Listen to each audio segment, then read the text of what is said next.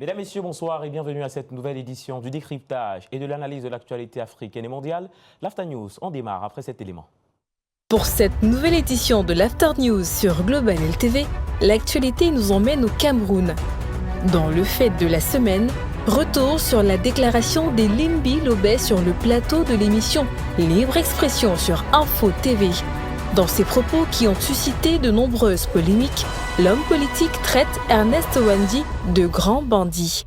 Comment comprendre cette déclaration alors qu'Ernest Ouandji est considéré et reconnu d'ailleurs par les textes camerounais comme étant un grand nationaliste? Dans la grande thématique, quel comportement doit-on adopter vis-à-vis des héros nationaux au Cameroun? Mesdames, Messieurs, pour répondre à toutes ces interrogations, nous sommes en compagnie de René Stéphane Goué, membre du comité directeur de l'UPC, du docteur Joseph Issousset, enseignant d'université, et de notre consultant permanent, le docteur Cole François. Mesdames, Messieurs, l'After News, dernière édition du mois de février, c'est parti. Merci à Paulines Auto pour cet élément qui nous permet d'entrer directement dans la première partie de cette émission. Mais avant, laissez-nous vous présenter le panel qui nous accompagne pour cette autre édition de l'After News. On commence avec René Stéphane Ngoué, un habitué de cette émission l'After News. Il est membre du comité directeur de l'Union des populations du Cameroun. Bonsoir. Bonsoir Pythagore. Nous espérons que vous allez bien. Oui, je vais très bien, merci. Voilà, merci d'avoir répondu à notre invitation. Avec vous, on démarre avec le fait de la semaine.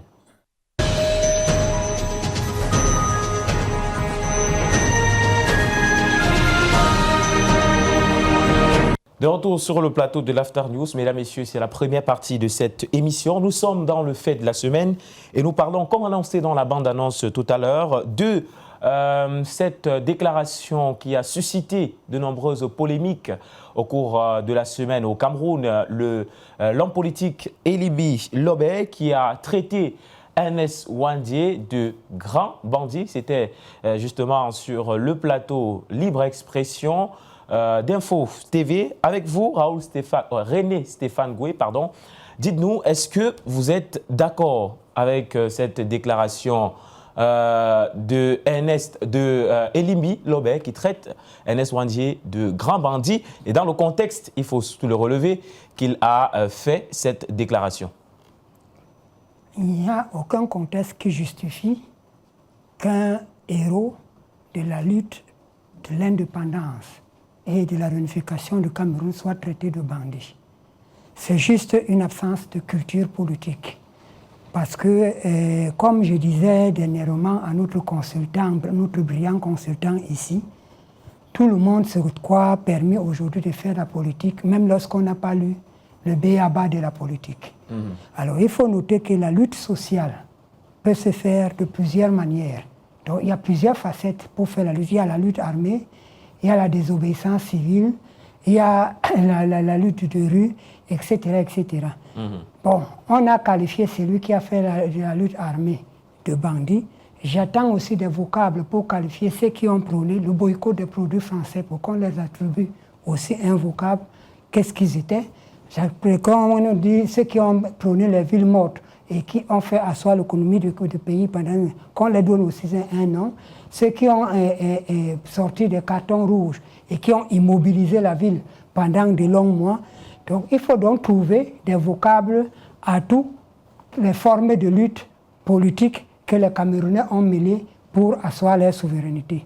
Et si on sort du Cameroun, donc si on qualifie Ernest Ouandji de bandit, je ne sais pas comment on appellera quelqu'un comme Nelson Mandela, etc. etc. Donc vraiment, je préfère rester à ma posture politique, ne pas trop me lancer dans ce débat de passion et teinté de tribalisme. Est-ce qu'ici, il s'agit de politique, il ne s'agit pas plutôt d'histoire et de reconstitution des faits? Non, non. Chaque chose se fait dans un contexte précis. Et quelqu'un disait tout à l'heure, le juriste fait une loi et il y a l'esprit de la loi. Donc, on ne peut pas détacher ce que quelqu'un a fait du contexte où il l'a fait. Oui. Donc on ne peut pas dire que... non. En tout cas, tout homme politique sérieux, tout citoyen qui aime ce pays, ne peut que s'offusquer devant de pareilles déclarations.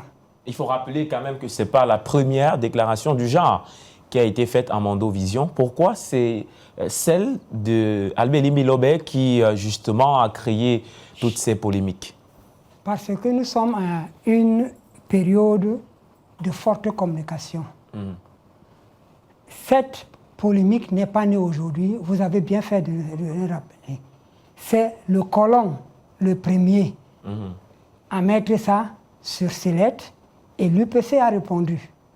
Et après, Amadou Ahidjo lui-même, le premier président du Cameroun, a usé de ses propos. Et il est même allé beaucoup plus loin des termes que je ne peux pas me permettre d'évoquer sur votre plateau. Donc, et l'UPC, à chaque fois, a réagi pour dire voilà le contexte dans lequel la bataille politique s'est faite et nous sommes des hommes politiques. Et c'est pour ça que la loi qui les réhabilite insiste sur le statut d'homme politique. Justement. Voilà. Alors, on a des grandes figures dans la lutte des indépendances au Cameroun. En dehors d'Ernest Ouandié, on nous a parlé d'Oum Niobé et Félix Moumié et tous ces grands hommes-là. Est-ce que traiter Ernest Ouandié de bandit revient aussi à traiter Oum Niobé et tous ces grandes figures de l'UPC comme étant des bandits? Mais c'est ça. C'est-à-dire qu'il n'y a pas que, même après ces grands indépendantistes, la lutte a continué. Donc, si on traite Ernest Ouandié de bandit, ça veut dire que Oum Niobé était un bandit, ça veut dire que Moubié était un bandit, etc., etc. Donc,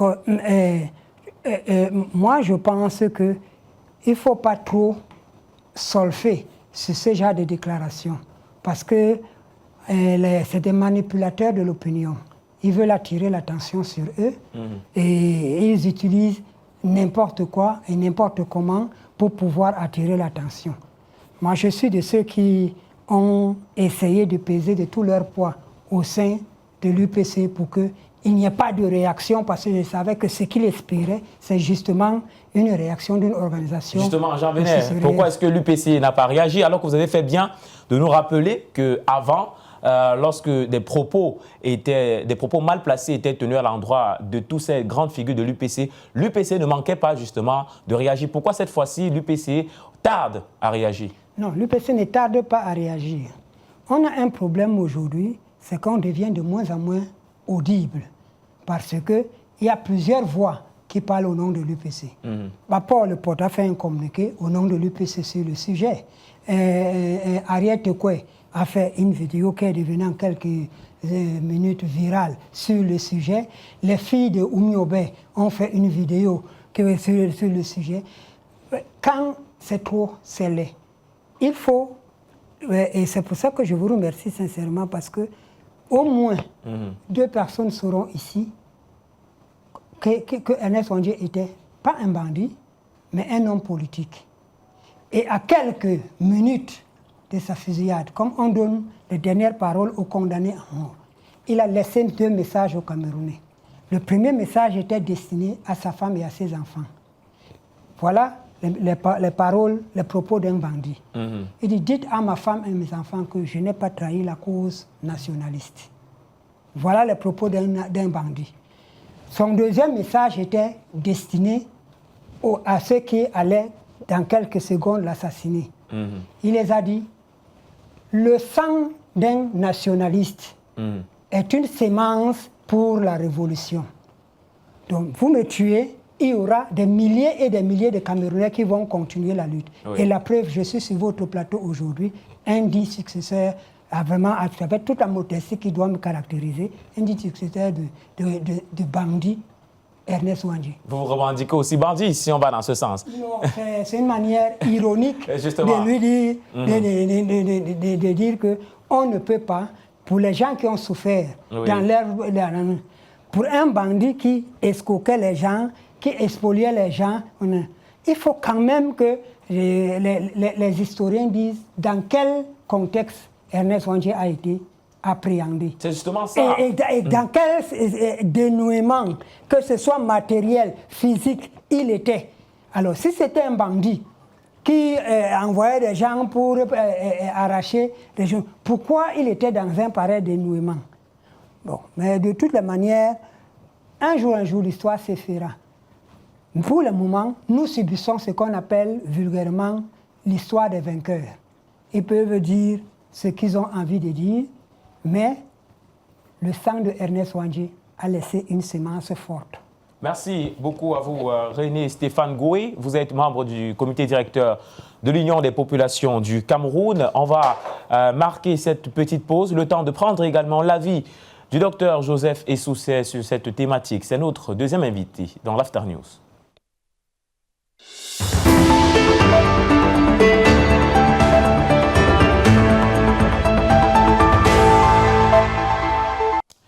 Docteur Joseph Essousset, bonsoir et bienvenue. Bonsoir Pythagore, merci. Voilà, il faut rappeler que vous êtes enseignant des universités, historien, et on va bien sûr bénéficier de votre expertise en la matière pour comprendre justement cette thématique qui justement fait l'objet de cette édition l'After News.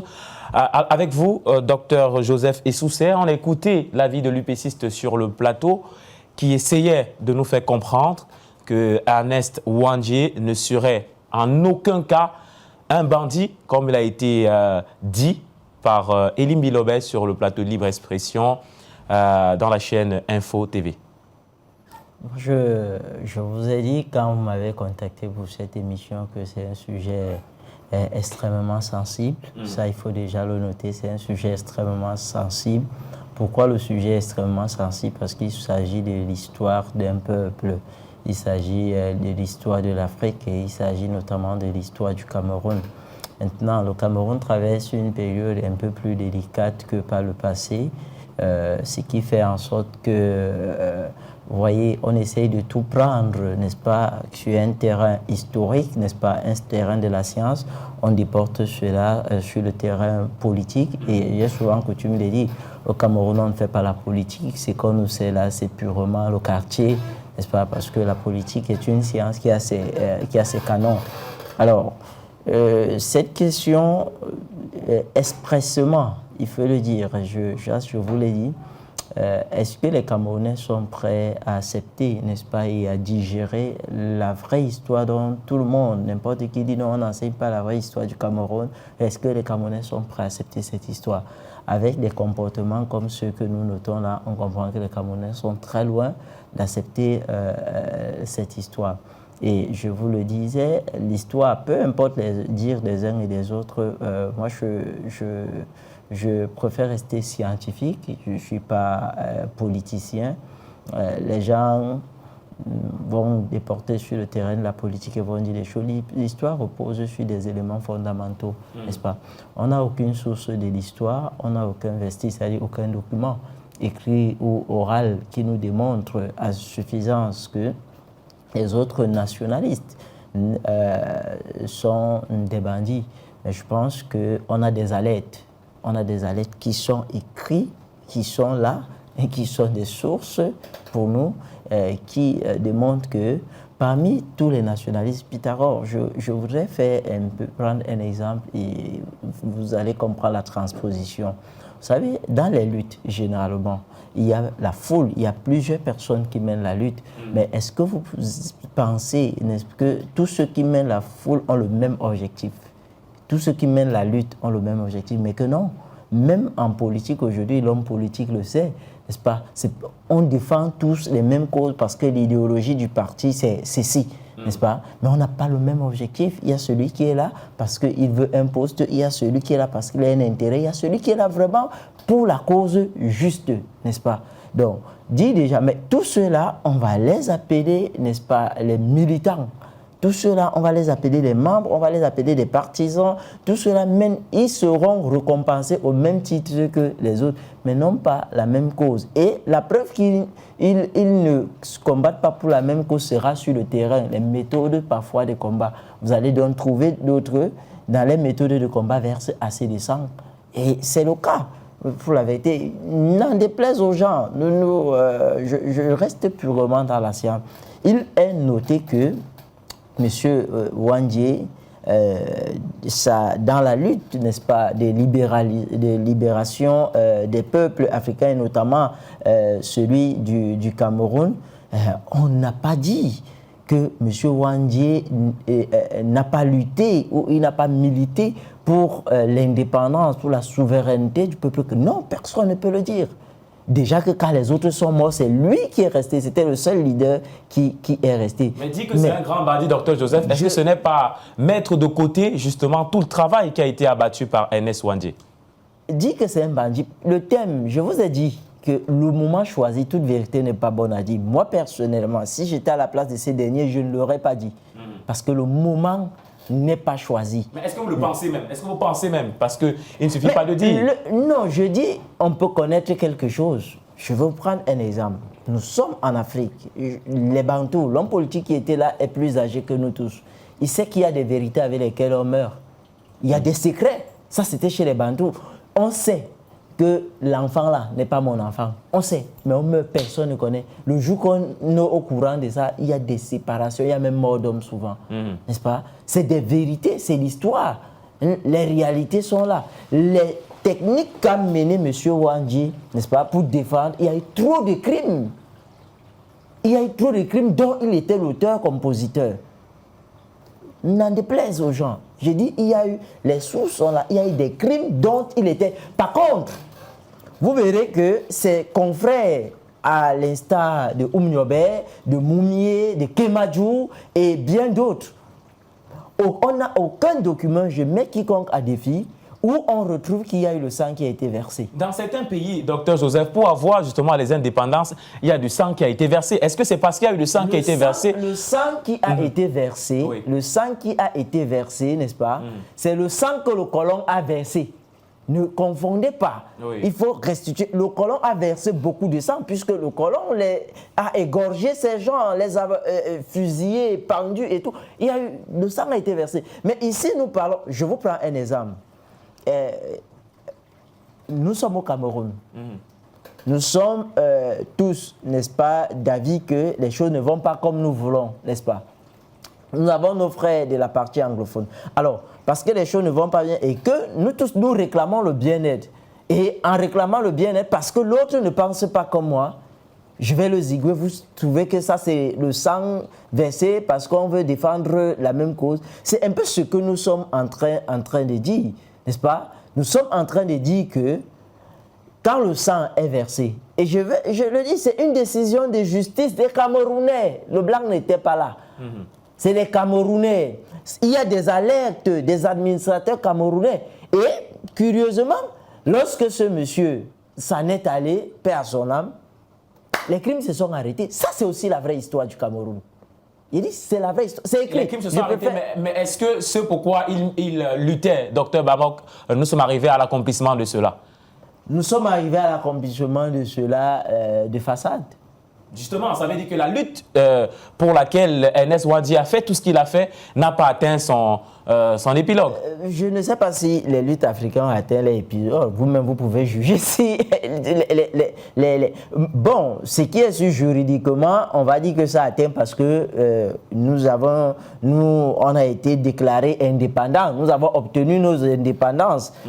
Mais nous savons que ça, c'est sur le plan formel. Mais sur le plan informel, on peut redire encore, puisque les mécanismes, n'est-ce pas, ont changé. Les mécanismes mis en place par le colon ont changé. Ils se sont dit, bon, ces gens-là, on ne pouvait plus les contenir, on ne pouvait plus arrêter leurs élans. Alors, nous allons leur donner sur papier, n'est-ce pas, ces indépendances, mais nous allons changer des méthodes, nous viendrons autrement. Et c'est ça. Mais moi, Pythagore, le problème, c'est qu'il y a trop de récupération politique. Ça, il faut le dire. Il y a des récupérations politiques aujourd'hui et ça qui tombe sur le terrain, le champ du tribalisme et consorts. Les mêmes dires, d'autres l'ont dit dans le contemporain, il y a 2 ans. On n'a pas suivi le problème parce qu'il faut noter ce problème pas d'où. C'est d'où ça part du rapport de la commission mixte où certains éléments. Et la première personne qui fait la sortie, c'est la romancière camerounaise, Calice, qui fait cette sortie traitant l'artiste Blik Bassi de tout ce qu'elle a eu à traiter de lâche et de traître. Parce qu'il ne devrait pas accepter, lui, en tant que Camerounais. Et voilà comment les choses ont commencé. Et monsieur, puisque si on va traiter monsieur Elimbi Lobé, et moi je ne peux pas accepter, si on va le traiter de tribaliste, pourquoi dans son interview, il a bien cité d'autres personnes ressortant de l'Ouest qui ont mené justement le combat sans les traiter de tribalistes? Pourquoi? On va dire que le même sur le même plateau, justement, a affirmé qu'il est tribaliste, docteur Être Joseph. tribaliste sur le plan sociologique, allez voir tous les spécialistes, la sociologie n'est pas mauvaise, nous tous nous sommes tribalistes, parce que le tribalisme c'est quoi? Rentrons dans la définition. C'est nous qui amenons les compréhensions, n'est-ce pas, d'autres connotations, n'est-ce pas, du tribalisme. Mais le tribalisme, à la base, c'est quoi? C'est l'amour de sa tribu, non? Le nationalisme, c'est l'amour de sa nation, non? Dites-moi qui n'aime pas sa tribu. Qui ne voudrait pas que tous les gens de sa tribu soient bien? Vous avez cette personne ainsi? Mais docteur Joseph, au Cameroun, on condamne le tribalisme. Est-ce qu'aujourd'hui, vous allez nous vanter les mérites du tribalisme? On ne condamne pas le tribalisme. Il n'y a aucune loi qui condamne le tribalisme au Cameroun. Si vous en connaissez, vous me démontrez. Mais on condamne certains actes, n'est-ce pas? Oui. Qui frisent, c'est-à-dire que comment je vais l'expliquer? Voilà. Simplement qu'on le dit, quand c'est trop, ça devient laid. Vous ne pouvez pas aimer à l'extrême. Je vais vous prendre un exemple. Le tribalisme prend d'autres allures quand je suis à un poste, je recrute. Je vois des gens qui ont des profils de compétences qui répondent à ce que je veux. Je les mets de côté pour prendre celui qui n'a pas de profil parce qu'il est de ma tribu. Là, ce n'est plus bon. Voilà, merci docteur Joseph Essoussé. On va reconstituer, alors on va resituer justement les débats en prenant ce reportage que nous propose notre réalisation. Après ce reportage, le docteur Col François, notre consultant permanent, viendra lui aussi donner son avis sur cette thématique ô combien importante pour le Cameroun. A tout de suite. Les Banco du Mungo vont parler du génocide en accusant les Bamlékés d'Ernest Ouandjé qui ont débrûlé des villages entiers dans le Mungo pour prendre les terres.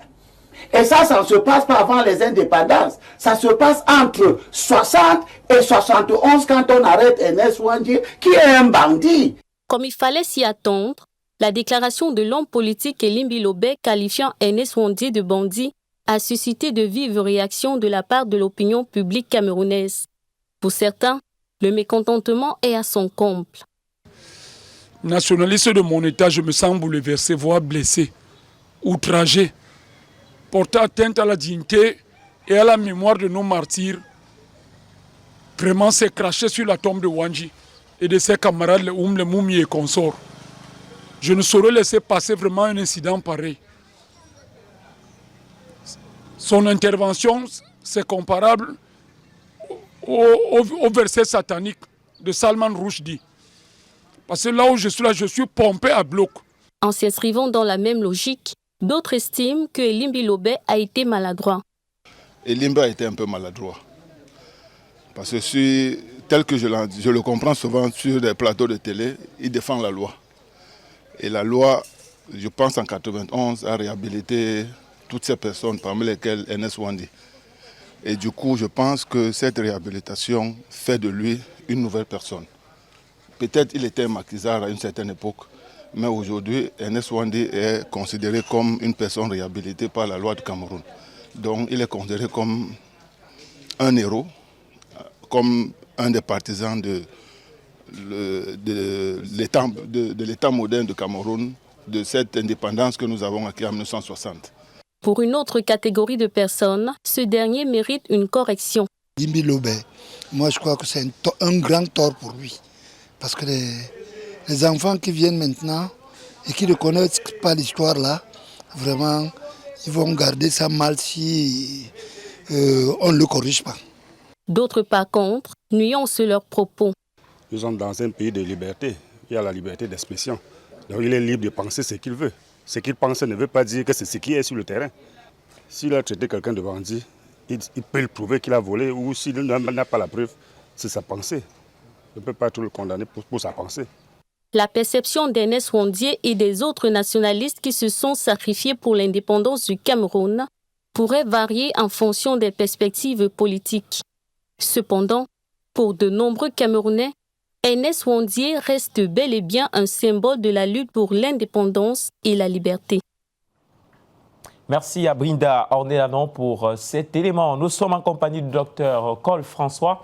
Je vais juste annoncer les couleurs du grand débat ou alors du grand face-à-face de tout à l'heure qui va mettre en confrontation le docteur Joseph Essoussé et le membre du comité directeur de l'UPC sur notre plateau, René Stéphane Ngoué. Alors, docteur Col François, avec vous sur le plateau, il est question ici de restituer l'histoire. Vous aviez dit une fois sur le plateau de l'After News que nous sommes, en tant que Camerounais, UPCistes dans l'âme. Je pense bien que vous avez eu à faire cette déclaration. Alors aujourd'hui, en tant que UPCiste dans l'âme, d'entendre en Mondovision un individu, un homme politique traité Ernest Ouandié, le symbole, tout ce qu'il représente de grands bandits, Dr Koller, est-ce que ce n'est pas un peu fort? Vous savez, si on ne restitue pas les propos de Limbi Lobé dans le contexte camerounais des 10 voire 15 dernières années, il y aura beaucoup de méprise parce que quand nous affirmons être tous des UPCistes, c'est dans l'idéologie. Parce que nous ne pensons pas qu'on peut faire la politique et être un saint. Jean-Paul Sartre le dit avec beaucoup de clarté, nul ne peut faire la politique et avoir les mêmes propres. Oui. Je les ai trempés dans le sang et dans la merde et elles sont mouillées jusqu'au coude.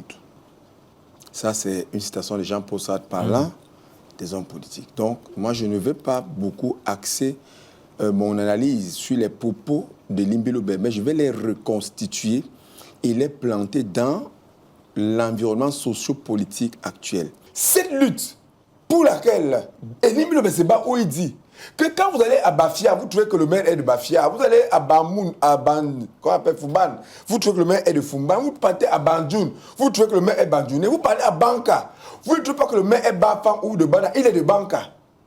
Mais quand vous arrivez à Douala, le maire de Douala, ceci n'est pas du littoral. Celui-là n'est pas du littoral et donc il pense qu'il faut ramener les littoraliens, gérer leurs biens. C'est pour cela que, quand il sort sa déclaration, ceux qui n'ont jamais été d'accord avec sa perception politique, moi j'ai entendu des faits qui n'étaient pas mûrs sur Limbi Lobé, que je peux apprécier ou pas, mon avis ne compte pas sur son jugement. Mais vous comprenez que c'est un relent tribaliste. Parce que Limbi Lobé dit toujours qu'il n'y a pas de tribus qui sont au-dessus des autres. Rappelez-vous, après les élections de 2018, qui ont révélé une autre classe politique, qui ont plongé le Cameroun dans le chaos moral dans lequel on est aujourd'hui, on a quand même vu dans les réseaux sociaux certains Camerounais appeler comme leurs frères de la même région à se armer de couteaux de gourdin pour s'attaquer à d'autres régions. On n'a pas vu un tollé général au Cameroun. C'était quand même gravissime que les gens soient installés en Europe, aux États-Unis, mais faire des directs pendant des heures après les frères du Cameroun, aller décimer des autres Camerounais. On n'a pas vu ce tollé. On a vu des chaînes de télévision organiser des débats ici pour discréditer, pas le gouvernement de Biya, pas le chef d'État, mais l'être humain Biya. C'est dans les télévisions camerounaises qu'on a dit ici que le chef d'État Pod était mort et que les gens venaient attester qu'ils ont été à ses obsèques. Je crois que si nous pouvons rentrer maintenant dans le fond du sujet, les populations, moi j'ai grandi en Dom, dans la Sanaga maritime. Mon papa y est arrivé en 62. Il s'est marié avec une fille de là en 68. Et ma sœur est née, issue du même ventre que moi, née en 70. Mais papa fait d'autres enfants avant elle. La tyrannie dans laquelle les peuples de cette région du littoral, notamment les Bassa, ont été soumises, était une confrontation entre la pression qui venait du gouvernement, qui estimait que la population cachait ses enfants, et la contre-pression qui venait de ceux qui luttaient pour l'indépendance du Cameroun, mais qui étaient déjà passés, qui estimaient qu'ils étaient des taupes et que c'est eux qui allaient renseigner le sous-préfet et la gendarmerie pour les livrer à ceux-là, à l'administration. Rappelez-moi, je vais vous raconter une scène d'une maman que j'ai connue, qui est décédée bien après, des papas que j'ai connus. Une maman avait une oreille droite, l'oreille gauche coupée. Elle nous raconte que, bon, dans notre région, il y a les Makadépout, il y a les Oumniobe, et il y a les Lepa et autres, qui étaient considérés comme des maquisards. Ce qui fait que nous, par exemple, quand on grandissait, ils nous étaient interdits de dire « je m'en vais en brousse ». Chez nous, on disait « je m'en vais au champagne ». Dès que tu dis « je m'en vais en brousse », ça donne une autre connotation. Cette maman nous dit qu'une fois, puisque, je ne sais pas, le grand frère va peut-être nous dire si c'est vrai, l'anecdote dit que ces gens se transfiguraient. Donc, un jour, elle allait au champ, et elle a rencontré un monsieur, ils ont commencé à cheminer. Et le monsieur demande, dis-moi, qu'est-ce qu'il y a de neuf sur le village? Ah, papa, laisse-moi commencer, ce n'est que tel, je ne vais pas citer le nom parce que moi je ne suis pas plus mais je voulais relever quelque chose. Ce n'est que tel qui nous tyrannise ici au village. Vraiment, ce monsieur, quand il arrive au village, il mange une nourriture, il arrache des enfants, il viole les filles. Et lui, sachant que c'est de lui qu'il est question, quand ils arrivent au Carrefour, il a massé toi ici. C'est de moi que tu parles, c'est moi l'homme en question. Mais toi, je ne veux pas te tuer. Il lui a taillé une oreille et il va dire au village que je t'ai vu, mais j'ai eu pitié de toi. Il y a comme ça des cas. Est-ce que vous savez qu'aujourd'hui, il y a des enfants de certaines personnes qui réclament l'indépendance du Cameroun, qui sont nés, pas par la volonté d'un père et d'une mère, mais qui sont issus des relations involontaires de l'homme et de la femme, beaucoup plus de la femme. Si on remet l'histoire du Cameroun juste sur la table, il nous sera très difficile de la digérer parce que il y a des vérités que je pense qu'on ne devrait même pas connaître. Lorsque Elie Mbilobé dit que cette moumier de bandit... Ernest Ouandjé de bandit, je ne sais pas pourquoi le docteur, son nom reste comme ça dans la bouche. Il y a eu une émission télé dans une autre chaîne il y a quelques mois où un UPCiste et un gars du RDPC qui a l'habitude de dire que son père est UPCiste, il ne s'en est jamais caché, essayer de relever les faits d'armes de Oumniobe, mais un membre du MLC qui était sur la table a rabattu sa main, j'ai dit, mais à lycée, dis donc, tout ça, Oumniobe était qui? C'était lui, Jésus-Christ. C'était aussi ignominieux de traiter ce mastodonte de la politique d'administration du Cameroun de cette façon. C'était humiliant. Mais il n'y a pas eu de tolérance générale parce que il est du même bord sociologique que Wandi. Il n'a pas traité quelqu'un de sa région de cette façon, c'est quelqu'un d'autre qui a traité ainsi. Je vous dis donc que ces réactions que vous voyez, c'est parce qu'il y a des gens qui pensent, qui sont des suprématistes. Quand eux, ils disent quelque chose, cette chose doit être ainsi. Si ça vient de quelqu'un d'autre, cette chose doit être combattue. Ce qui fait qu'on ne rentre plus dans l'analyse des faits. Mais qui l'a dit? Il a dit contre qui? Et par conséquent, moi je suis plus d'accord avec lui. Mais je vous dis donc que s'il fallait que chaque fois qu'on parle d'un Bassa, que les Bassa se lèvent, chaque fois qu'on parle de Yaoundé, qu'est-ce qu'on ne parle pas de Yaoundé dans ce Cameroun? Qu'est-ce qu'on ne dit pas de Yaoundé au jour le jour? Crédit, qui est de crédit qui est donné, crédit est un mot. Bamileke ou Bassa, c'est un mot Yaoundé qui veut dire il va manger. Comme pour dire qu'ils ont transformé le crédit en une nourriture qui s'en va manger. Je ne veux pas aller plus loin. Mais sachez aussi une chose peut-être pour chuter, excusez-moi. Allez-y, docteur. Très souvent, nous, quand nous grandissions, on avait nos appellations, tu es Bamenda, tu es mon Bamenda, ça n'épousait aucun pour ma personne. Il était facile pour nous dire que non, ça c'est un Bamileke là-bas. Aujourd'hui, vous tenez ce genre de langage, on crée des tribalistes. Mais justement, ça, ce n'est pas le contexte dans lequel on est aujourd'hui. Justement, au Cameroun qui envenime la situation. Et je vous ai dit, c'est pour ça que je vous ai dit, c'est depuis 2018. Et tout cela parce que les leaders de l'opposition camerounaise, ceux qui se prennent pour les opposants, ont laissé grandir. Pythagore l'a dit. Depuis que je viens dans votre chaîne de télé, mon comportement a changé au sein même de ma société où je travaille. Parce que je suis déjà une figure de cette chaîne. Je suis sûr que s'il m'arrivait de poser un acte aujourd'hui, replacé dans la société, le directeur général de cette société me rappellera alors pourquoi. Parce que mes dires et mes faits, même dans le débat, peuvent s'accommoder de ce que c'est pas à Global LTV qu'il a dit ça, ou alors voilà les gens de Global LTV. Si vous êtes un dirigeant politique et que les gens disent qu'ils enlèvent la photo de Paul Biya et mettent la vôtre, si vous n'êtes pas d'accord, levez-vous sur le champ, dites je ne suis pas d'accord. là, qui ne disent rien, consent.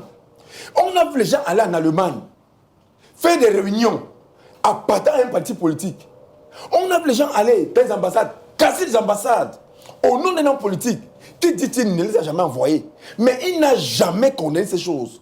Voilà pourquoi, l'autre fois, c'est Belka Tobi qu'on demandait à boycotter son concert. Oui. Vous voyez toujours que c'est les gens qui se réclament d'un certain parti politique. Et si le DEN ne serait pas pour dire non, pourquoi ces gens-là sont toujours en train de penser que de dire ne pas faire le concert en France, tu ne vas pas faire. Mais quand leurs, ils vont, même quand ils sont du RDPC, ils ne sont pas attaqués. Par contre, il suffit que vous regardez, M. Nyandi Fendi aujourd'hui n'est pas au Cameroun, mais vous n'avez jamais entendu qu'il a été attaqué. Il est président du RDPC. M. Yves Fotso a une évacuation sanitaire qui va bientôt faire 5 ou 10 ans. Il n'est jamais attaqué, quoi qu'il était du RDPC. Mais quand il a fallu que Paul Biya, de son bel âge, aille prendre quelque chose de congé en France ou en Suisse, qu'a-t-on pas entendu dire? Je pense que les hommes politiques camerounais doivent se remettre à l'école ou laisser la politique tranquille. Nous ne sommes pas obligés de changer de régime si on n'a pas du remplaçant, du répondant dans le remplacement. Tel que nous partons aujourd'hui, nous sommes en train de nous enfoncer à cause de l'égoïsme et des idées suprématistes, à cause de l'ethnofascisme. Et ça, nous devons combattre cela. Alors, docteur Col François, pour sortir de cet entretien avec vous, on va revenir dans le sujet Ernest Ouandjé. On se demande bien, docteur Col, on aimerait justement avoir votre point de vue, parce que quand la thématique a été annoncée quelque part, il y a plusieurs qui ont demandé à avoir le point de vue du docteur Col François sur la question. Ernest Ouandjé, quel est le symbole, quelle est la place qu'on doit donner à ce dernier dans l'histoire des indépendances au Cameroun, parce que c'est la thématique justement qui est au bas de l'écran. Ernest Ouandjé, quel symbole dans la lutte pour les indépendances au Cameroun doit-on faire asseoir? C'est la question que j'ai posée au docteur Joseph tout à l'heure. Doit-on faire asseoir Ernest Ouandjé à la même table que les Oumniobé, que vous avez traité d'ailleurs tout à l'heure de mastodonte dans la lutte contre les indépendances? Est-ce que les deux, on doit les mettre ensemble ou on doit les séparer? Je commence d'abord par la loi de 91 qui parle de l'amnistie. On a mis Aïdjo et les autres dans la même loi. On a dit que tous sont les héros nationaux. Justement. Ça veut dire que le bourreau et les victimes. Qui est le bourreau? Qui sont les victimes? Mais vous êtes historien, monsieur. Pourquoi vous voulez qu'il y ait des... Non, mais justement, dites-nous, docteur. Aïdjo, chef de l'État, premier ministre d'abord, et puis chef de l'État camerounais. C'est sous Aïdjo que Ouandjé a été exécuté à Bafoussa, je crois, en janvier 71. C'était pas sous Biya. C'était sous Aïdjo. N'étant plus premier ministre, mais étant déjà président de la République. Ça veut dire que, dans le contexte de 71, Aïdjo était vu comme le bourreau de Ouandjé, mais en 91, vous comprenez? Mais en 91, la loi d'amnistie les élève tous à héros. Mais il faudrait quand même qu'on cesse de nous prendre pour les cons. Mais seulement, le chef d'État étant ce qu'il est en 2012, je ne sais pas si lui-même s'est rendu compte, mais je sais qu'il s'est rendu compte parce que quand on lui pose la question par rapport au Boko Haram, il allait, je crois, en France, le chef d'État répond en disant les maquisards, si on a pu décimer les maquisards, ce n'est pas le Boko Haram qui va nous dépasser. Qu'est-ce que le chef d'État met dans maquisard? Justement. Qu'est-ce que lui, il met dans maquisard? Les mêmes gens qu'il a amnistiés en 91. Donc, dans son subconscient, il continue de tenir compte que ce sont les maquisards. Ok. Maintenant, Ouandjé continue la lutte après 60. La guerre, les dépenses du Cameroun est supposée être acquises. Même si on dénonce la forfaiture, même si on dénonce le fait que c'est ceux qui n'en ont pas eu besoin, qui ont finalement été plébiscités. Mais la lutte que Ouandjé menait, quelle est la lutte qu'on continue à mener après 60? C'était la lutte pour l'indépendance, parce que nous l'avions déjà acquis. On devait donc changer les paradigmes de combat. Mais seulement la lutte n'a pas commencé en 71, elle a commencé loin, bien avant. Et les gars n'ont pas abdiqué. Donc, n'ayant pas abdiqué, ils restaient, et d'ailleurs, ayant décimé la plupart d'entre eux, ils restaient pratiquement l'un des derniers. Je crois, entre lui et Moumié, c'est pas qui meurt. Le dernier. C'est lui qui meurt le dernier. Moumié ayant été assassiné en Belgique. Donc, dans tous les cas, c'est une race qu'il fallait décimer. Mais je vous ai dit quelque chose de très important. On ne peut pas faire la guerre et être propre. Même ce qu'on voit aujourd'hui en Ukraine, même quand nos soldats... C'est pour ça qu'il y a des termes comme bavure. Mais sinon, la cause était juste, docteur Col. Mais bien sûr, ces messieurs ont voulu Contrairement à ce qu'on a vécu, je crois qu'en Afrique, il y a le Cameroun, il y a l'Algérie, oui. qui sont les rappeurs à s'être battus pour obtenir l'indépendance. Justement. Donc, c'est dans la même veine que Wandji continue. Et quand Wandji va se faire fuser, pourquoi il reste les yeux ouverts? Pourquoi il dit qu'il veut voir ces choses venir? Et quels sont les cris? Que vive le Cameroun? Oui. Parce qu'il estime que la lutte qu'il a commencée ne peut pas s'arrêter avec lui. Et que malgré qu'il n'ait pas eu le Cameroun qu'il voulait avoir, ce Cameroun viendra.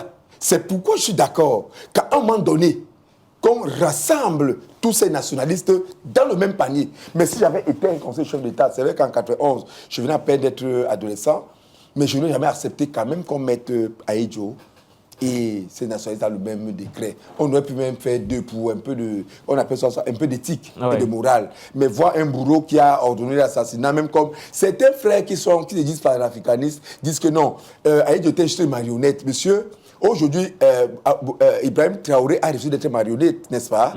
Qui se ferait manipuler par les marionnettistes, à dire que Ahidjo aussi aurait pu refuser et accepter de mourir pour ne pas porter ce qu'il a porté aujourd'hui. Nous voyons même qu'à la fin, pourquoi lui, son corps n'est pas rentré au Cameroun? Mais pourquoi, puisqu'on l'a réhabilité, son corps devait rentrer au Cameroun, non? Ça va vous être décidé l'autre jour, son corps n'est pas rentré. Écoutez, la politique est quelque chose de très difficile, mais nous osons croire que Elie Bilobé a dit ce qu'il a dit, mais si on sort ça dans le contexte ethno-fasciste, Elie Bilobé n'a rien dit de pire que ce que nous entendons chaque jour dans les réseaux sociaux et dans certaines chaînes de télévision. Ce qu'on entend, Dr Cole, est-ce qu'il faut rejeter ça du langage, que ce soit politique ou social des Camerounais? Oui, fondamentalement. Oui. Nous ne pouvons pas admettre. Vous savez, nous sommes par exemple en télévision, il y a des termes qu'on ne va jamais utiliser ici. Et c'est ce que par respect pour nos auditeurs, pour nos téléspectateurs, dans le sens où on est d'accord. Mais je pense qu'il va falloir qu'à un moment donné, mais pas notre génération, peut-être 3 générations après nous, il faut que les générations futures s'asseyent. Parce qu'il y a quand même beaucoup de révélations. Il y a beaucoup de révélations à faire. Merci, Dr Cole François. C'était justement votre point de vue sur la question. À présent, mesdames, messieurs, on va assister au face-à-face, comme je l'ai annoncé tout à l'heure. Il sera entre le militant de l'Union des populations du Cameroun, membre du comité directeur, et le docteur Joseph Essoussé, enseignant des universités historiens. A tout de suite.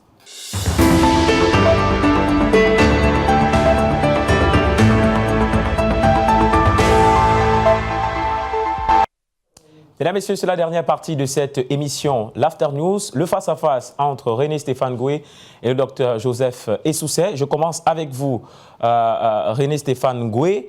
Ernest Wandji était un criminel qui a assassiné les populations camerounaises dans sa lutte. Est-ce que vous êtes d'accord avec ce point de vue qui refute justement le symbole de héros national, le symbole justement de nationaliste qui était Ernest Wandji? En tout cas, je pense que dans de pareilles circonstances, mon opinion comptait très peu. J'aurais souhaité qu'on retrace l'histoire de la lutte de Ernest Wandji. Lorsqu'on interdit l'UPC en 1955 et que l'UPC se sent obligé d'adopter une autre forme de lutte, c'est là où il a décidé de créer l'armée de libération du Cameroun. Oui.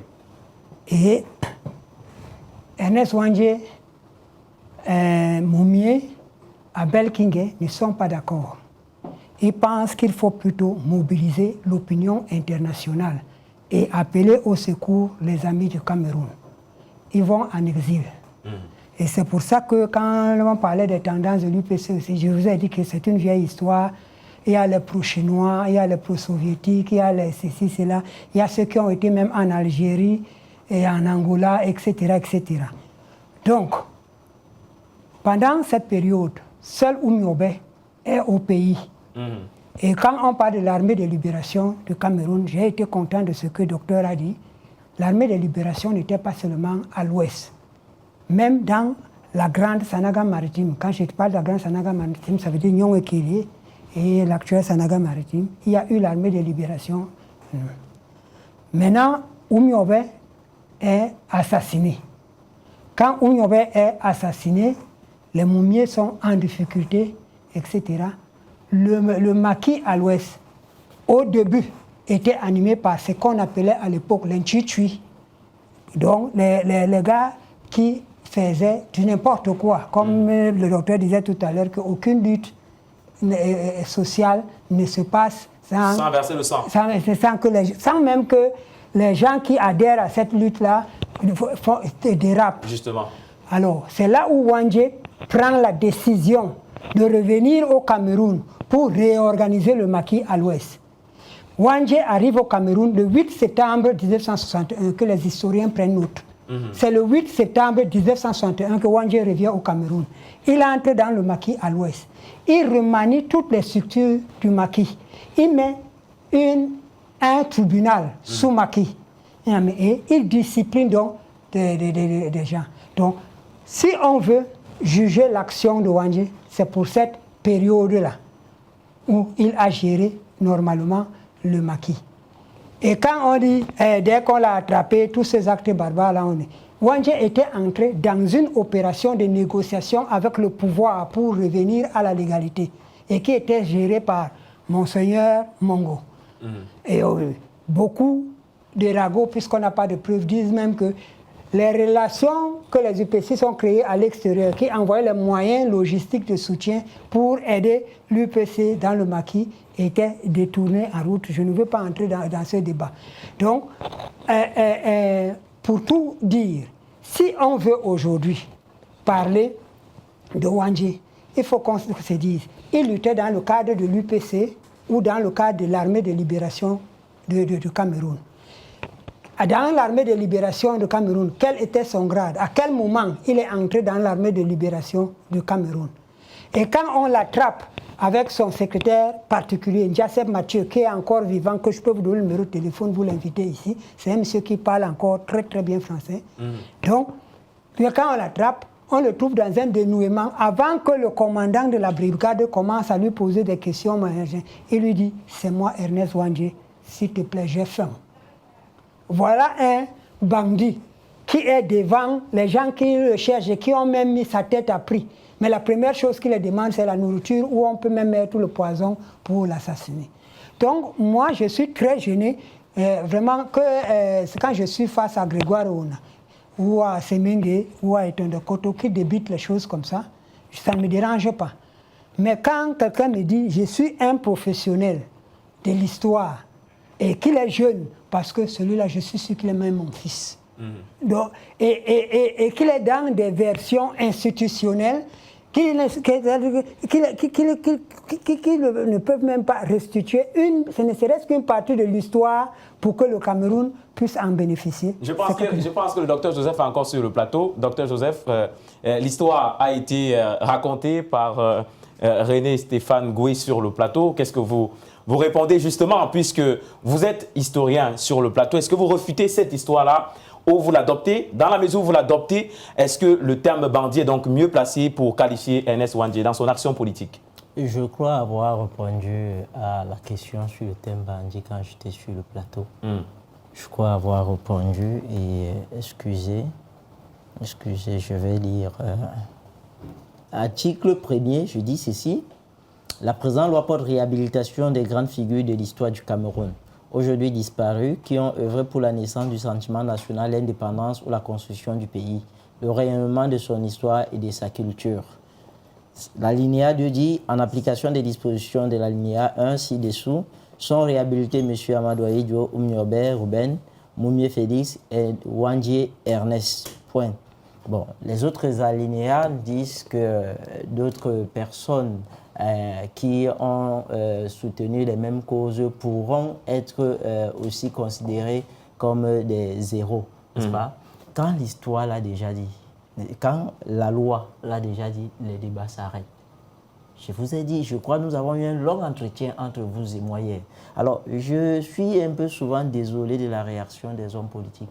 Moi, je suis historien, c'est la chose que j'essaie le mieux faire et c'est ce que j'enseigne aux gens, n'est-ce pas? Que les hommes politiques disent la vérité au lieu de politiser tous les débats. Ça, je vous l'ai aussi dit. Et je vous ai même dit que, personnellement, j'ai refusé plusieurs médias pour parler de cette histoire. Même le média, vous savez, où je suis consultant permanent, j'ai refusé d'y aller toute la semaine parce que je ne veux pas parler de cette histoire. Pourquoi je ne veux pas parler? Je vous l'ai dit ici sur le plateau. que l'histoire est têtue. Si on entre dans l'histoire, et le docteur Cole est revenu appuyer profondément ce que j'ai dit, il y a des choses qui sont tellement cruelles. Lui, il a dit, le père qui est là, et qui doute peut-être de la scientificité des uns et des autres, ça encore, il a dit, c'est mon père, moi je ne ferai pas ce genre de débat-là. Je reste sur la science. En 1955, lorsque Wangé décide d'aller vers les instances internationales, à l'intérieur, il est traité comme un traître. Parce que son choix n'était pas le choix de ceux, les fondamentalistes. Vous le savez très bien. Qui est fondamentaliste en 1955? Vous l'aviez dit, moi je vous ai écouté religieusement. Vous aviez dit, il y a deux courants, je restitue dans vos... Vous aviez dit, Wangé... Vous avez parlé des pro-soviétiques, je pense. Vous avez dit qu'il y a plusieurs courants du P6. Il y a plusieurs courants, oui. C'est ce que vous l'avez dit. Et Wangé, ils avaient choisi d'aller vers les instances internationales pour se faire entendre. C'est ce que vous l'avez dit. Et je suis en train de dire que l'autre courant les considère, ceux-là, comme les traîtres en 1955. C'est ce que je suis en train de dire. C'est ça l'histoire, c'est les écrits. Si, je vous ai dit, Pythagore, que cette émission, pour parler de ce sujet-là, ça ne se parle pas en 15 minutes. Alors, si le père voudrait que nous ayons une émission où on peut faire 1 heure de temps pour parler de ça, il comprendra aussi. Et je ne voudrais pas rester sur des dires. Est-ce que ça veut dire que lui, il se base donc sur les dires pour... Non, il a raconté historien, justement. Et je reste sur ce qu'il a dit.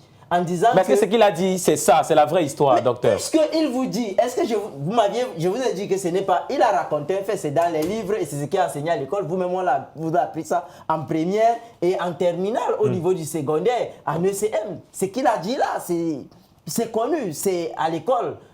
Mais je suis en train de dire, ce qui est à l'école là, c'est l'histoire superficielle. L'intérieur, personne ne connaît. Et Dr Cole a dit quelque chose il est passé là-dessus. J'ai dit, si on entre dans ces choses-là, c'est compliqué. Est-ce que, je vous l'ai dit depuis hier, Dr Cole est revenu, je l'ai même dit, est-ce que les Camerounais, le vrai problème, sont prêts à digérer l'histoire du Cameroun? Et je vous ai dit que pour digérer l'histoire du Cameroun, ça se prépare. Il a dit qu'il faudrait que la 3e génération, au moins, et c'est maintenant qu'il faut commencer à préparer parce que moi, dans mon courant, je suis de ceux qui pensent qu'il faudrait que les Camerounais soient au courant de leur histoire. Justement, nous sommes là justement pour que ces Camerounais soient au courant de cette histoire. On parle du symbole que représente Ernest Wangé. Pour que ces Camerounais soient au courant de cette histoire, je vais vous lire une strophe de cette histoire.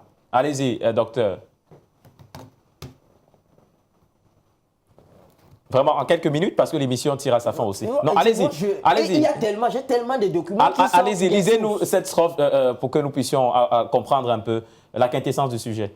Alors, on vous dit, ça c'est un responsable de l'administration qui écrit à l'administration centrale. Oui. Et ces responsables de l'administration, ce que je voudrais que nous comprenions, ne sont pas les Blancs. Ce sont des Camerounais. Et il a fait bien de nous dire que Wangé est revenu en 61 et on l'a exécuté en 71, donc 10 ans. Il est revenu quand les autres sont partis. Parce que Wangé est l'une des personnes qui nous parle même de la mort de Mounier. C'est l'une des personnes qui nous parle. Il est resté le seul. Et il allait justement organiser, juste que l'administration est déjà constituée au Cameroun. Quand il va organiser dans les luttes de libération à l'ouest, il y a beaucoup de crimes. Et pas seulement à l'ouest, ça il le sait bien. Ça dit qu'il y a une partie du Mungo. Et vous savez pourquoi cette partie du Mungo, jusqu'à aujourd'hui, est beaucoup plus habitée par des frères de l'Ouest. Alors, quand on commence à révéler ces choses, d'autres le prennent sur le champ politique et font de l'ethnofascisme. Et c'est ça qui est mauvais. Alors, Dr Cole, la réalisation nous fait comprendre qu'on aura une émission où on pourra restituer tous ces faits historiques. Là, je suis très, très d'accord. Voilà. Si on a une émission qui restitue. Mais ce que je ne veux pas accepter, c'est que le responsable de l'UPC sur le plateau parle de la version institutionnelle, qui peut être vraie, et cite certaines personnes. Moi, quand je veux parler de la science, évitons de citer certaines personnes. Évitons de citer certaines personnes, vraiment. Citons plutôt les documents scientifiques. Là, ça mettra tout le monde à l'aise. Parce que ces personnes-là que vous citez, viendront aussi vous dire, et attention, sur le plan journalistique, ils viendront vous dire qu'eux aussi, et ils vont aussi citer d'autres. Et puis ça va devenir, on va quitter du sujet. J'aimerais que nous parlions, les documents sont là, de la vraie histoire, l'histoire secrète du Cameroun, que nous les révélions aux gens. Voilà. Et que les Camerounais soient édifiés. Alors, docteur Joseph, on va revenir à vous. Nous sommes presque à la fin de l'émission. Monsieur René Stéphane, vous avez une dernière prise de parole. Quel est le symbole, selon vous? Quelle est l'image qu'on doit garder, la vraie image surtout, qu'on doit garder d'Ernest Ouandié dans la lutte des indépendances au Cameroun? Ça sera pour sortir. Alors, premièrement, moi, je ne suis pas un historien. Je ne suis pas un intellectuel, je suis un homme politique.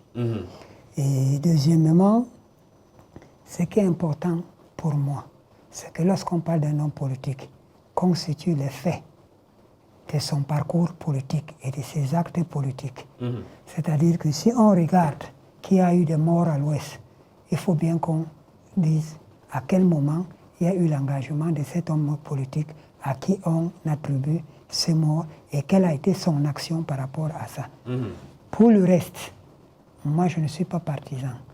Si même je vois même ces derniers temps, même les Tondokoto sortir pour parler de show de piste, etc. Si même c'est Tondokoto que les Camerounais disent que c'est un héros national parce qu'il a fini la show de piste, je ne ferai que parce que je suis, dans ma vie, un tout petit peu discipliné. Bon, donc je partage son idée qu'un sujet aussi passionné, moi tout ce que je veux, il a des documents, il a des références, il a le titre nécessaire pour parler avec autorité. Donc je veux que quand il vient sur un plateau comme celui-ci, qu'il vienne dire avec autorité que oui, la loi a parlé, mais au-delà de la loi, il y a les faits. Il y a les faits, il y a l'histoire. La loi est un fait aussi. Oui, je n'ai pas dit non. Je n'ai pas dit non. La loi est un fait et le fait le plus autorisé. C'est pour cela que vous comprenez avec moi que vous conviendrez. Ça sera pour chuter. Oui, ça c'est pour chuter. Et ça, excusez-moi, je vais le dire. Par moment, c'est des hommes politiques. Ils sont engagés en politique et n'ont rien à perdre. Moi, je suis jeune. Moi, je travaille pour l'État du Cameroun, n'est-ce pas? Je préfère m'en tenir sur ce que la loi a dit. Il me sera difficile, et je veux vous le dire, si vous organisez une émission, avisez-moi à temps, parce qu'on a une discipline, n'est-ce pas, dans nos ordres, pour parler, parce que restez tranquille, sortir la vraie histoire du Cameroun, peut faire l'objet d'autres choses, même pour le média. Tout à fait. Vous n'avez jamais... Sinon, nous avons des aînés, des hommes vraiment de référence. L'aîné Koumandou Metroa, que vous connaissez tous, qui est incontestablement, qui nous dit, mais il vous dit, n'allez pas. Quand il vous parle, il vous donne, par rapport à ces sujets, c'est lui qui m'a fourni toutes les sources. Mais tu vas parler, ça t'engage. Donc, j'aimerais vous faire savoir que, pour en parler de l'histoire, je vous dis cette histoire, et Dr. Kola effleuré, il vous l'a dit que le bourreau a été réhabilité. Vous savez tous, nous savons tous, que c'était sous administration, on a dit il est revenu en 61, l'administration était déjà constituée. Voilà, merci Dr. Joseph Bamor, comme on l'a dit, on aura... je vais vous envoyer les documents. Merci beaucoup, ça va beaucoup nous aider, à nous et aux téléspectateurs de Global LTV. Nous sommes arrivés au terme de cette émission l'After News. Merci à René et Stéphane Goué d'avoir une fois encore répondu présent à notre invitation. Voilà, merci également au docteur Joseph Essoussé d'être venu. Merci au docteur Col François, notre consultant permanent. Merci également à tous les millions de téléspectateurs de Global LTV qui nous ont encore une fois de plus adressé leur attention dans le cadre de cette émission. Merci à l'équipe technique. On se donne rendez-vous la semaine prochaine avec le même plaisir. Bye bye.